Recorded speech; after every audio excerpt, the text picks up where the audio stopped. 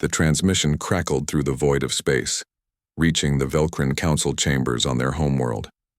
Commander Jake Morrison stood before the recording device, his face calm, but his eyes hard as steel. Behind him, the colony world of New Portland turned slowly, its blue oceans and green continents visible through the viewport. "This is Commander Jake Morrison of the human colony New Portland," he said, his voice steady and clear. "We know your fleet is approaching our system. We know you believe we are weak because we are young. We are asking you one final time to turn back. Leave humanity alone, or you will face consequences that you cannot imagine. This is not a bluff. This is not pride. This is a warning from people who understand what war truly means." The message ended, and the transmission traveled across the stars to reach the Velcrin Dominion. High Archon Thelvis watched the recording in the Grand Council chamber, surrounded by his advisors and military commanders. The chamber was massive, with walls that gleamed like polished obsidian, and ceiling that stretched so high it disappeared into shadows. When the message ended, Thelvis laughed. The sound echoed through the chamber, and soon other council members joined him. "Consequences we cannot imagine," Thelvis said, his voice dripping with contempt. "What can these children possibly do to us? We have conquered 47 systems. We have destroyed civilizations that had mastered space travel before humanity learned to make fire. And these primitive creatures think they can threaten us." Most of the council nodded in agreement, but Intelligence Officer Krevlan remained silent. He had studied the humans carefully over the past months. Something about them troubled him, though he could not explain exactly what. Their technology seemed adequate, but not exceptional. Their military forces appeared small compared to the Velcrin Armada. Yet there was something in their behavior, in the way they prepared their defenses, that suggested careful planning. "My lord," Krevlan said quietly, "perhaps we should consider their warning. The humans have been unusually thorough in evacuating their civilian populations." "Their military movements suggest—" "Suggest what?" Thelvis interrupted. "That they are cowards who run before the battle even begins? I see no mystery here, Krevlan. I see only weakness." The council voted unanimously to proceed with the invasion. Within hours, the Velcrin fleet entered the New Portland system with overwhelming force. 300 warships, each one carrying enough firepower to level a city, moved in perfect formation toward the human colony. Admiral Lisa Garrett stood on the bridge of the Phoenix Dawn, watching the Velcrin fleet approach on her displays. The battle carrier was humanity's newest and most powerful warship, though the Velcrin did not know that. To them, it looked like just another human vessel, perhaps slightly larger than most. "All ships report ready, Admiral," her communications officer reported. "Good," Lisa said. She was a veteran of 3 smaller conflicts, a woman who had spent 30 years in the human fleet. Her gray hair was pulled back in a tight bun, and her uniform was crisp despite the long hours she had been on duty. "Remember the plan. We fight hard. We make them think we are giving everything we have, and then we withdraw. Make every shot count, but do not take unnecessary risks." The human defense fleet consisted of 42 ships, hopelessly outnumbered by the Velcrin Armada. When the battle began, the humans fought with surprising ferocity. Their weapons were more powerful than the Velcrin had expected, and their pilots flew with skill that impressed even the enemy commanders. For 6 hours, the battle raged through the New Portland system. Human ships darted between asteroids, using the terrain to their advantage. They focused their fire on isolated Velcrin vessels, destroying 12 ships and damaging 20 more. But the mathematics of warfare were against them. One by one, human ships took damage and began to fall back. Admiral Garrett watched her tactical display carefully. Every human ship was exactly where it needed to be, following the plan perfectly. The Velcrin were pushing hard, believing they were close to breaking the human defense. "All ships, begin withdrawal sequence," she ordered. "Execute retreat pattern Delta 7. The human fleet broke away from the engagement, their ships scattering in different directions. Some headed for the outer system, others dove toward the inner planets. The Velcrin pursued, but the humans had timed their escape perfectly. By the time the enemy ships could organize a proper pursuit, the human fleet had vanished into the darkness of space. On the surface of New Portland, the last transport ships were already gone. The cities stood empty, their streets silent. The Velcrin landing forces found abandoned buildings, empty warehouses, and not a single human civilian. Everything of value had been removed or destroyed. New Portland was a ghost world. High Archon Thelvas received the report of victory with satisfaction. "You see," he told his council, "the humans are nothing. They talk of consequences, but they run like frightened animals when we show our strength. 3 more colonies will fall within the month." But Krevlan studied the battle reports with growing unease. The human casualties had been remarkably light for such an engagement. Only 3 ships destroyed, with most of their crews rescued before the vessels exploded. The human retreat had been too organized, too precise. They had evacuated 98% of the civilian population before the Velcrin fleet even arrived. This was not panic. This was planning. "My lord," he said, "I believe we should reconsider our assessment. The humans fought well, perhaps too well for a species we believed to be inferior, and their evacuation procedures were the actions of cowards." Thelvas interrupted again. "They knew they could not win, so they ran. There is no mystery here, Krevlan. Stop looking for shadows where there is only light." Far from New Portland, on a remote listening post hidden in the depths of an unnamed asteroid field, Lieutenant Danny Price sat at his communications console. The young officer had been stationed here for 8 months, monitoring Velcrin communications and waiting for this moment. His console beeped, and an encrypted message appeared on his screen. It came directly from Admiral Garrett, bypassed all standard channels, and used a code that only a handful of people in the human military knew existed. Danny decoded the message and read it twice to make sure he understood correctly. Then he sat back in his chair and allowed himself a small smile. The message was simple. Phase 1 complete. Begin observation protocols. Stay hidden. Watch everything. The real war starts now. Danny looked out through the viewport of his small station. Somewhere out there, the Velcrin were celebrating their easy victory. They believed they had broken humanity's will to fight. They believed the warning had been empty words from a weak species trying to sound tough. They had no idea what was coming. Danny activated his long-range sensors and began his watch. The Velcrin had ignored humanity's warning, and now they would learn why that was a mistake. But the lesson would not come quickly. It would come slowly, carefully, and with devastating precision. Humanity had been preparing for this war for decades, and the Velcrin had just walked into a trap they did not even know existed. The first battle was over, but the real conflict was just beginning. The Velcrin war machine rolled forward with confidence. 3 weeks after New Portland fell, the Empire launched simultaneous attacks on 3 more human colonies. The pattern repeated itself exactly as before. Human forces fought bravely, inflicted respectable casualties, and then withdrew in organized retreats. The colonies fell with minimal Velcrin losses, and each world was found abandoned, stripped of everything valuable. High Archon Thelvas declared the campaign a brilliant success. Victory parades were held on the Velcrin homeworld. Military promotions were handed out generously.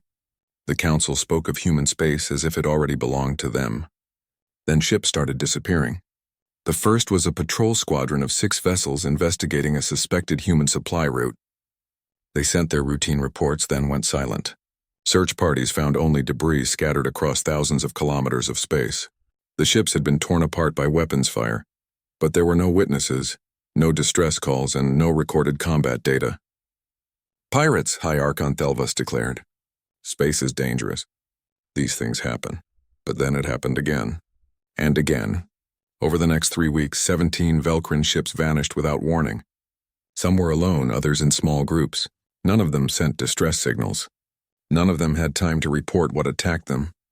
The Velcrin military responded by increasing patrol sizes. Ships that once traveled alone now moved in groups of 4. Supply convoys that used to have 2 escorts now demanded 6. The patrols doubled, then tripled in size, and still ships disappeared. Captain Ryan Hayes commanded the Shadow Walker, a human stealth frigate that officially did not exist. The ship was painted in a special coating that absorbed sensor waves instead of reflecting them. Its engines ran cold, producing minimal heat signature. Every system was designed for silence and invisibility. Ryan sat in his command chair, studying the display that showed a Velcrin supply convoy moving through the darkness between stars. 4 transport ships carrying ammunition and replacement parts escorted by 6 warships. It was a tempting target, but Ryan had learned patience during his 15 years in the human fleet. "How long until they reach the asteroid field?" he asked his navigator. 40 minutes, Captain," the young woman replied. "Good. Helm, plot an intercept course that keeps us in the convoy's sensor shadow. Weapons, I want solutions on all 4 transports. We hit them fast and we leave faster."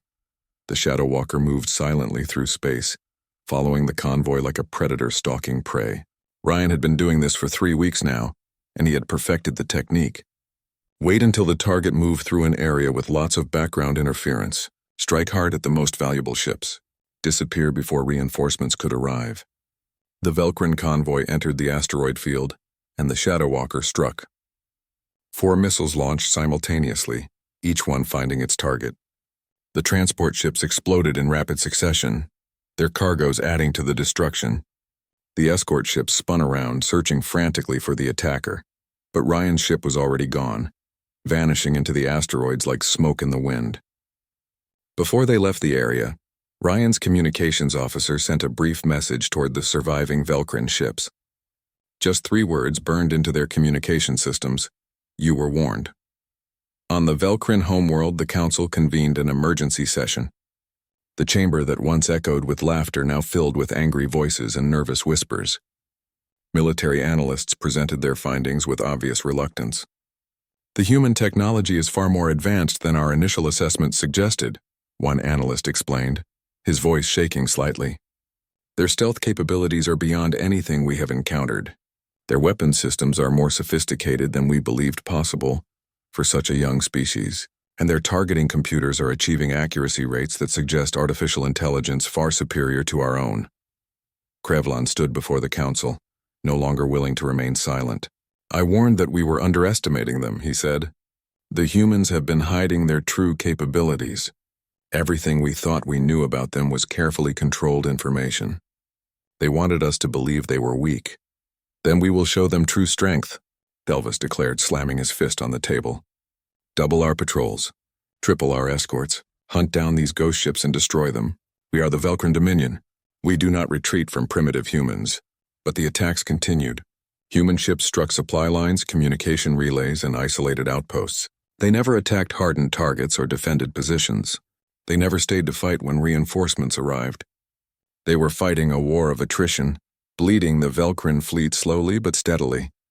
In a hidden command station deep in the Kepler belt, Admiral Lisa Garrett watched holographic displays showing Velcrin fleet movements across a dozen systems.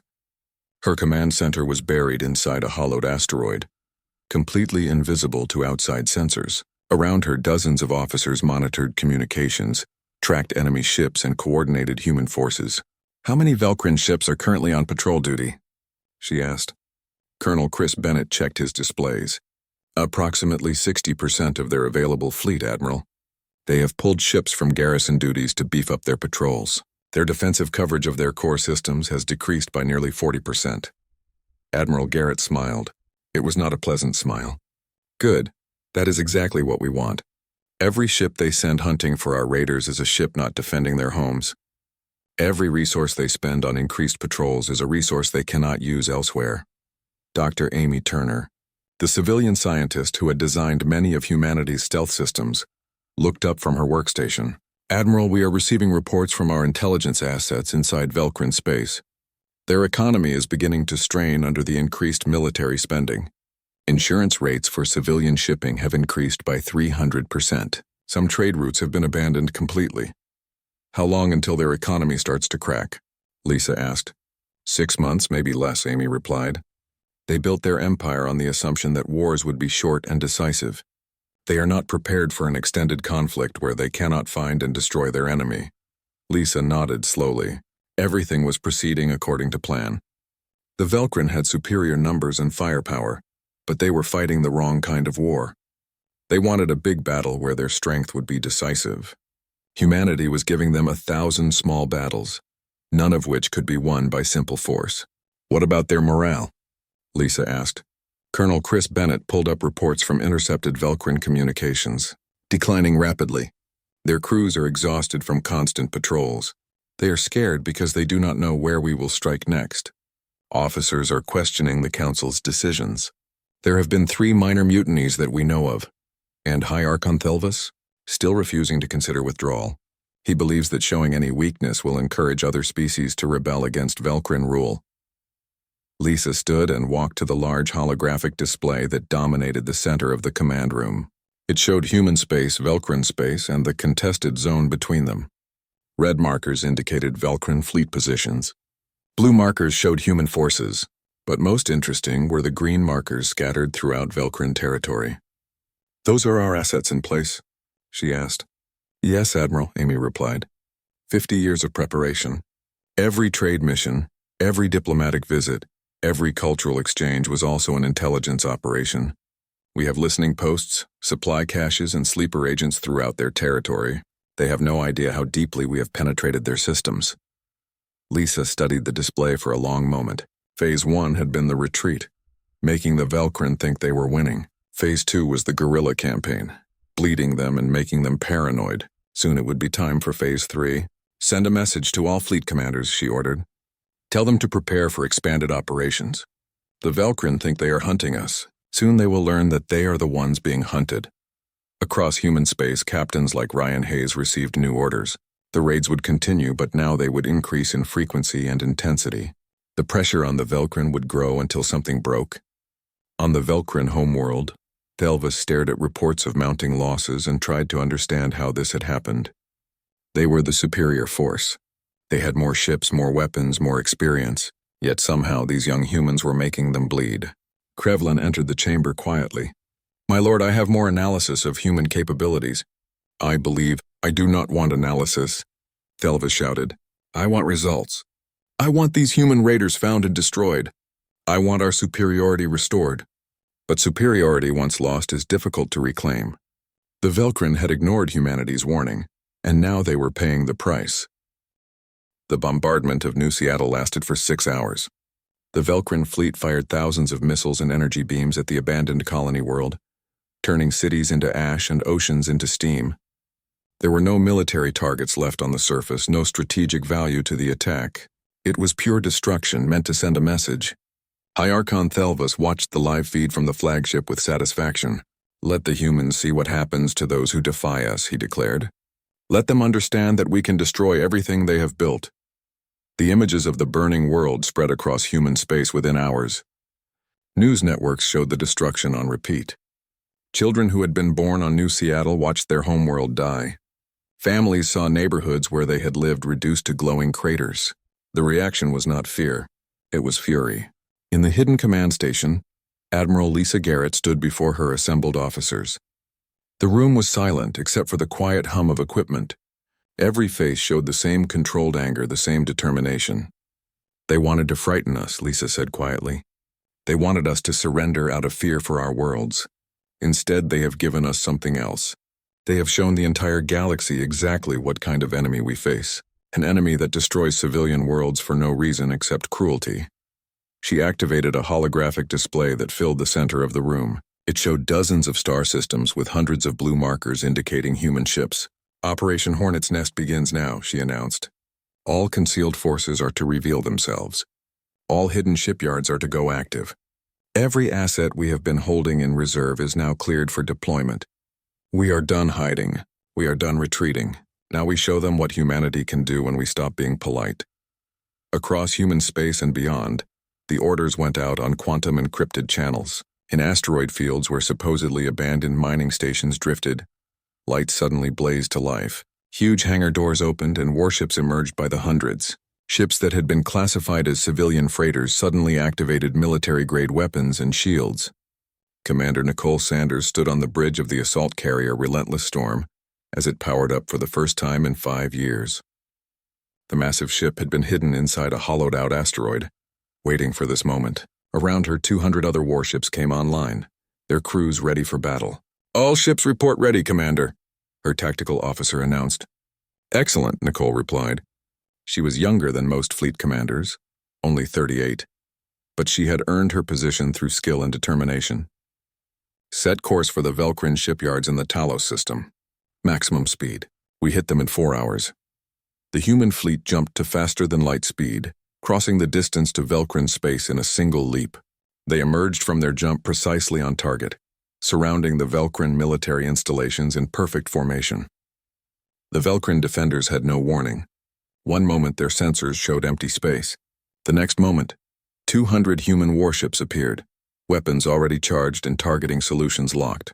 The battle lasted 18 minutes. Human ships moved with practiced precision, each one knowing exactly where to be and what to shoot. They did not try to hold the territory or occupy the stations. They simply destroyed every military target in the system, and then vanished back into faster-than-light travel before Velcrin reinforcements could arrive. The same pattern repeated across 3 systems simultaneously. Captain Greg Palmer led bomber wings against Velcrin shipyards, reducing them to molten metal and twisted wreckage. Commander Beth Carter's electronic warfare ships crippled communication networks, leaving Velcrin fleets unable to coordinate their responses. Every attack was swift, devastating, and perfectly timed. On the Velcrin homeworld, panic spread through the council chambers. Reports flooded in from across their territory. Military installations destroyed, shipyards gone, communication networks failing, and everywhere the same conclusion. Humanity had been hiding its true strength all along. How many ships do they have? Belvas demanded, his voice no longer confident but desperate. We do not know, Krevlon replied, studying the incoming reports with grim fascination. Our intelligence estimates were wrong by a factor of 10, possibly more. They have been building ships in secret for decades. Every civilian station we dismissed was potentially a military base. Every cargo ship we ignored could have been carrying weapons. This is impossible.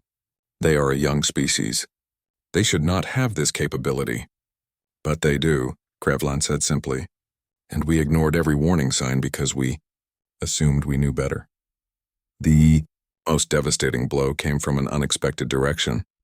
Dr. Amy, Turner's research team activated a network of quantum communication, jammers that humanity had secretly placed near major Velcrin trade routes over the past 50 years.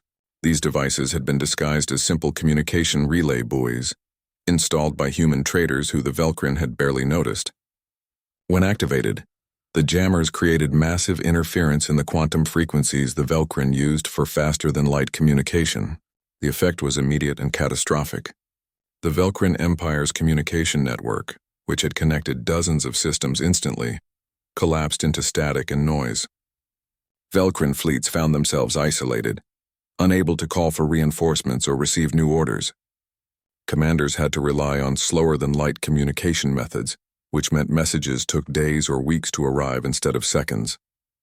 The highly coordinated Velcrin military machine fell apart into scattered groups that could not work together. Admiral Lisa Garrett watched the reports come in with satisfaction. They built their entire military doctrine around instant communication and rapid response.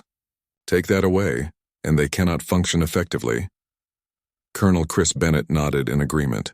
Our intelligence teams estimate it will take them at least 3 months to adapt their procedures, and that assumes they can even find all our jammers. We disguise them as Velcrin equipment and place them in locations they consider secure. How many years did we spend preparing this? Amy Turner asked from her station. 53 years, Lisa replied.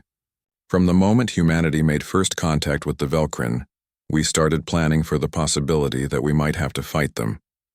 Every diplomatic mission gathered intelligence. Every trade agreement gave us access to their territory. Every cultural exchange taught us about their psychology and tactics.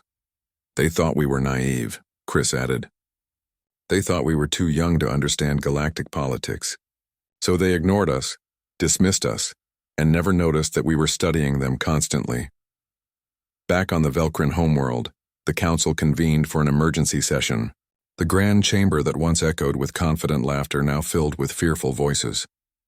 Military commanders argued about strategies, civilian leaders demanded explanations, and High Archon Thelvis sat silently, finally understanding the magnitude of his mistake. Krevlon stood before them all, his voice calm but firm. We can no longer sustain this war.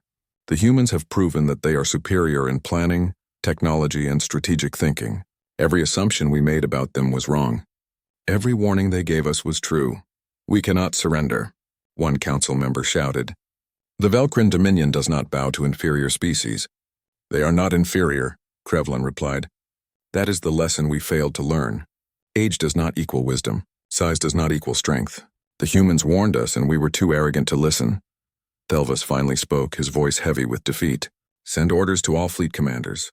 They are to withdraw and establish defensive positions around our core systems. We will regroup and the orders will take weeks to reach them, Krevlin interrupted. Our communication network is crippled. By the time the orders arrive, the humans will have pressed their advantage further.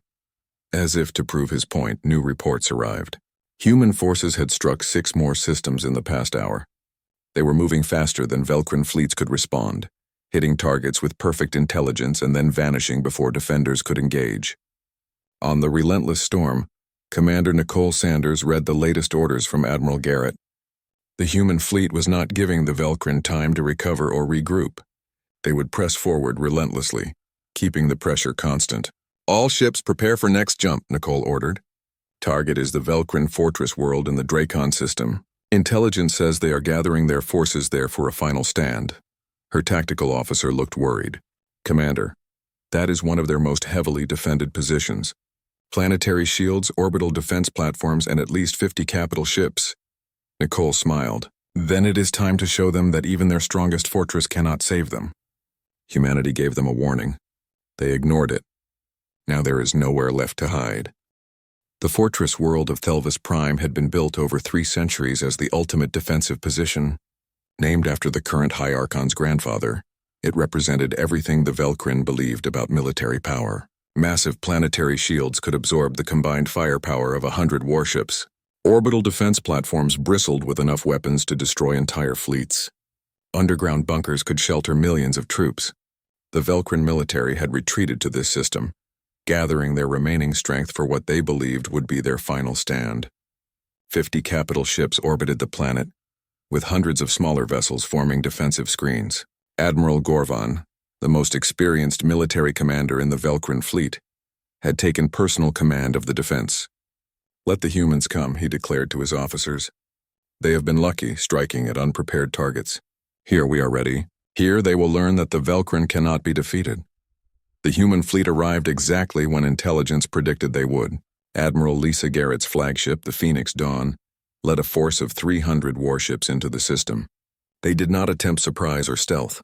They came in full view of every sensor, their weapons charged and their shields active.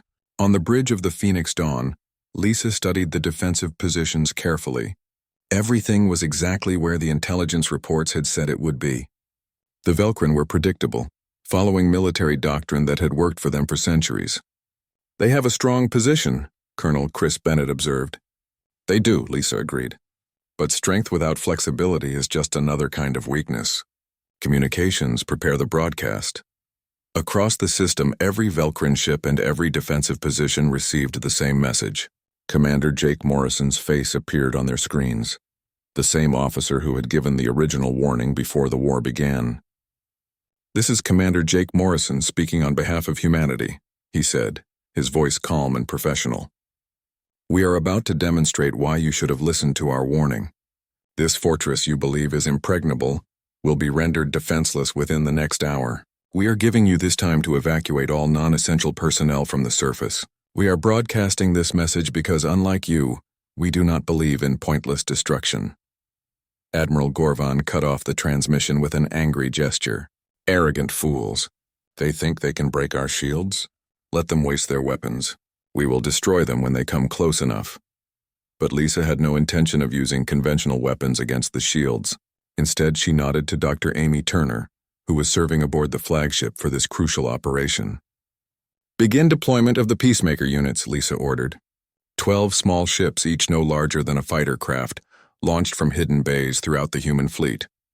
They were designated as Peacemaker units, though their actual function was far from peaceful. Each one carried a quantum disruption generator, a device that could create targeted failures in shield systems by exploiting the mathematical principles that made energy shields work. Captain Linda Foster piloted the lead peacemaker, her hands steady on the controls. She had trained for this mission for 2 years, practicing against every type of shield system humanity could build or capture. The Velcrin shields were powerful, but they followed predictable patterns. "All units begin dispersal pattern Omega," she ordered.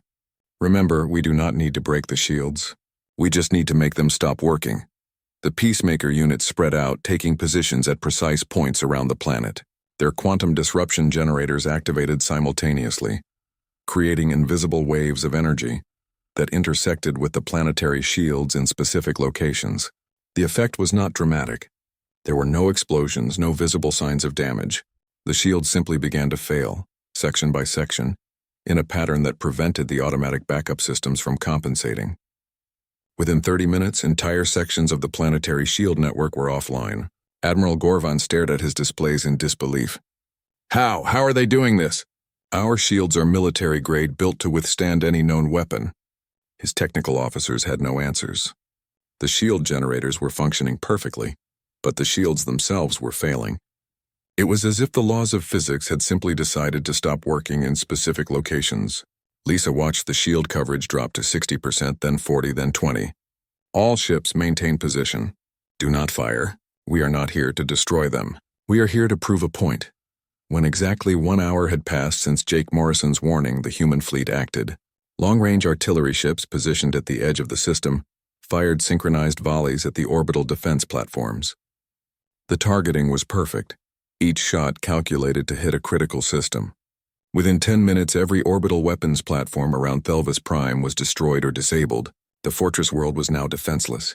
No shields, no orbital weapons, and a human fleet in orbit with enough firepower to turn the surface into glass. Yet not a single shot had been fired at the planet itself. Lisa opened a channel to the Velcrin fleet. "Admiral Gorvan, you are outmatched and you know it.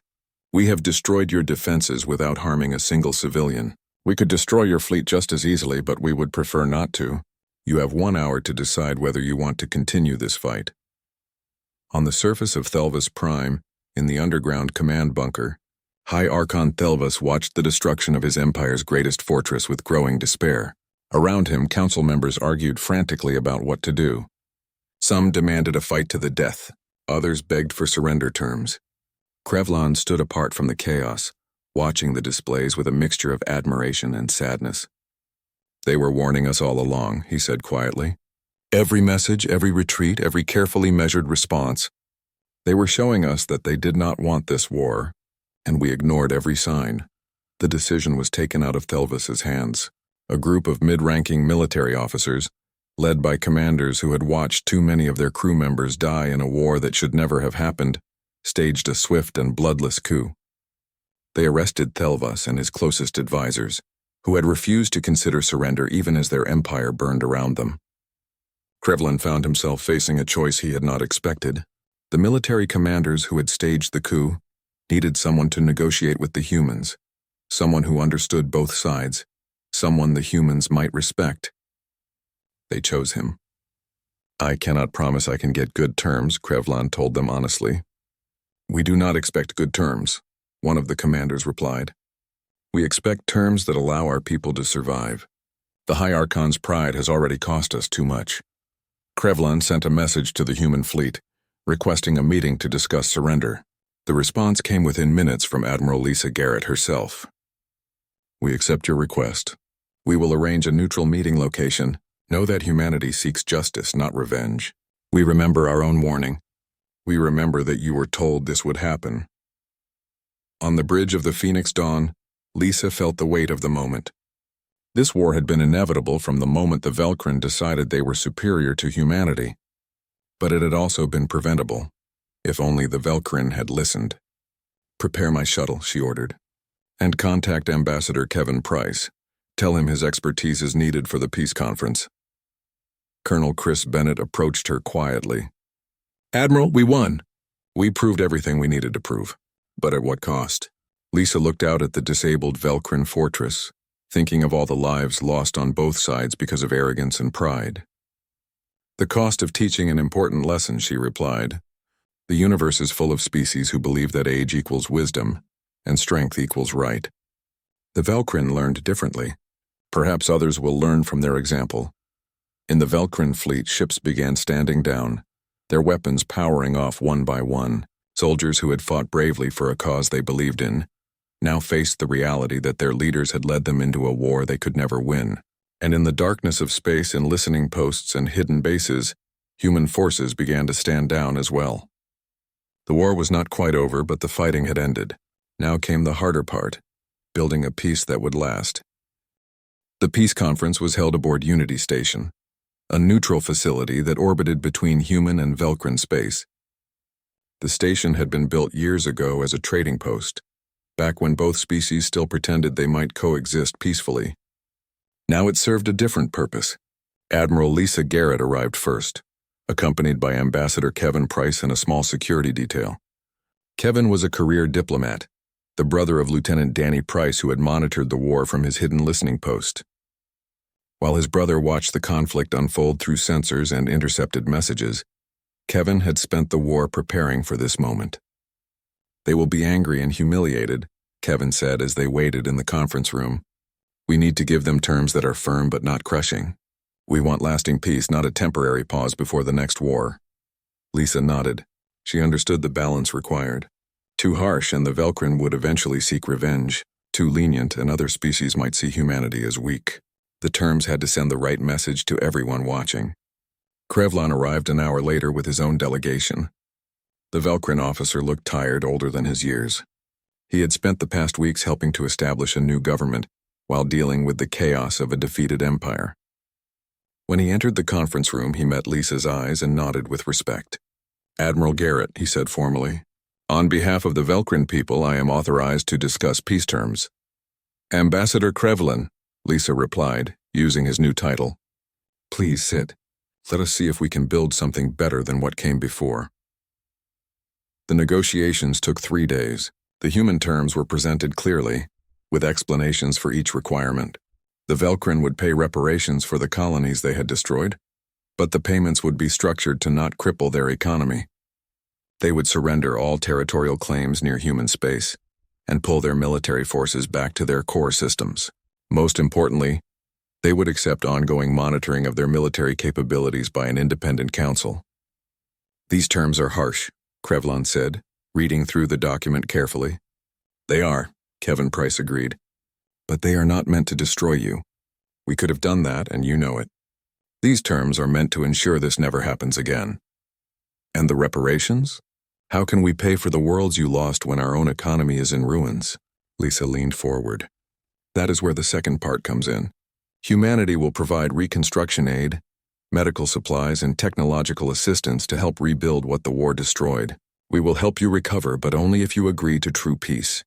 Krevlon looked up in surprise. "You would help us? After everything we did?" "We did not want this war," Kevin said quietly. "Commander Morrison's warning was genuine. We hoped you would listen. You did not, and many people died because of that choice. But those people are gone, and revenge will not bring them back. What we can do is make sure future generations do not repeat these mistakes." The final agreement included one clause that Krevlon found particularly interesting. The original warning transmission from Commander Jake Morrison would be preserved and taught in Velcrin schools. Future generations would learn about the war not as a glorious conflict, but as a cautionary tale about the cost of arrogance. "You want us to teach our children that we were wrong?" Krevlon asked. "We want you to teach them the truth," Lisa replied. "That you ignored a warning, started a war you could not win, and paid a terrible price for pride. Every species in the galaxy should learn this lesson." Krevlon signed the agreement. As he did, he felt the weight of his civilization's mistakes settling on his shoulders. But he also felt something else, hope. The humans could have demanded total surrender, could have occupied Velcrin worlds, could have extracted crushing tribute. Instead, they offered a path to recovery and a chance for both species to move forward. 5 years passed. The galaxy had changed in that time. The war between humanity and the Velcrin Dominion had become a case study in strategic planning and the danger of underestimating opponents. Other species watched and learned. Several aggressive empires quietly revised their expansion plans when they realized that younger civilizations might not be as weak as they appeared. On New Portland, now rebuilt and thriving, a memorial stood in the capital city. The monument was made of black stone, with names carved on every surface. Human casualties were listed on one side, Velcrin casualties on the other. At the base, a plaque bore Commander Jake Morrison's warning in both human and Velcrin languages. Captain Ryan Hayes stood before the memorial, now retired from active military service. He had spent the past 5 years training the next generation of stealth ship commanders, teaching them the tactics that had helped win the war. But he still came here sometimes to remember what the war had cost. Never gets easier, does it? A voice said behind him. Ryan turned to see Krevlon, who had traveled from Velcrin space for the memorial dedication. The two had become unlikely friends during the peace negotiations, bonded by their shared desire to ensure this war remained unique in history. No, Ryan agreed. We won, but we lost a lot of good people doing it. As did we, Krevlon said, placing his own wreath at the memorial base. My nephew was on one of the ships your squadron destroyed. He was 19 years old and believed he was fighting for a righteous cause. I am sorry, Ryan said, and meant it. Do not be. You tried to warn us. We would not listen. My nephew died because our leaders were too proud to consider that they might be wrong. Krevlon paused, then added, but his death, and all the others, they are not meaningless. We have learned. Both of our species have learned. Across the galaxy, evidence of that learning was everywhere. Joint scientific projects brought human and Velcrin researchers together, combining their knowledge to achieve breakthroughs neither could have managed alone. Trade flourished between the former enemies. Universities offered exchange programs where students could study each other's cultures and histories. On Earth, Admiral Lisa Garrett sat in her office as the new Secretary of Defense. She had retired from active fleet command but remained responsible for humanity's military policy. On her wall hung a photograph from the day the peace treaty was signed, showing her shaking hands with Krevlon while representatives from dozens of species watched. But Lisa did not allow peace to make humanity complacent. The military remained strong, training constantly, developing new technologies and maintaining the networks of intelligence and hidden bases that had proven so effective during the war. Other species might look at humanity differently now, but that did not mean all threats were gone. We prepare for war so we can have peace, she often told new officers. The Velcrin ignored our warning and paid the price. We must make sure we never become so confident that we ignore warnings from others. The greatest change came in the Galactic Council, the ancient assembly where the oldest and most powerful species made decisions affecting all civilizations. Humanity had been excluded from this council for decades, deemed too young and too inexperienced to have a voice in galactic affairs. Now, Ambassador Kevin Price stood in the Great Chamber, formally accepting humanity's invitation to join as full members. The chamber was massive, with seats for hundreds of delegates from countless species. Every seat was filled for this historic moment. We accept this honor with humility, Kevin said, his voice carried to every corner of the chamber. But we also bring a message that every species here needs to hear. Wisdom is not measured by age. Power is not proven through aggression. Humanity will stand with those who seek peace, justice, and mutual respect. But we will never again be dismissed, ignored, or underestimated. He paused, letting his words sink in, then continued. The war with the Velcrin need never have happened. We gave warning. We offered peace. We tried every diplomatic option before resorting to force. When we were finally pushed to fight, we fought not for conquest or glory, but for survival and for what we believed was right. That is the standard we will uphold in this council. The Velcrin delegation stood and offered a formal salute, a gesture reserved for equals and respected allies. Krevlon, now a senior representative of his people's government, met Kevin's eyes across the chamber and nodded once. The message was clear. We learned our lesson. Other delegations followed, standing one by one to acknowledge humanity's place among them. Some stood out of respect, others out of fear, and still others out of the practical recognition that humanity had proven itself capable. Whatever their reasons, the result was the same. Humanity had arrived as a major power in galactic affairs. That evening, as diplomats celebrated at a formal reception, Kevin stood on an observation deck looking out at the stars. His brother Danny joined him, now promoted to commander and serving as a military liaison to the diplomatic corps. Do you think it will last? Danny asked. The peace, I mean. I think it will last as long as people remember the cost of war, Kevin replied. The Velcrin learned. We showed them that violence has consequences, but we also showed them mercy and a path forward. That balance is what gives me hope. And if someone else decides to test us, Kevin smiled slightly, then they will learn the same lesson the Velcrin learned. We gave them a warning. They ignored it. And in the end, there was nowhere left for them to hide from the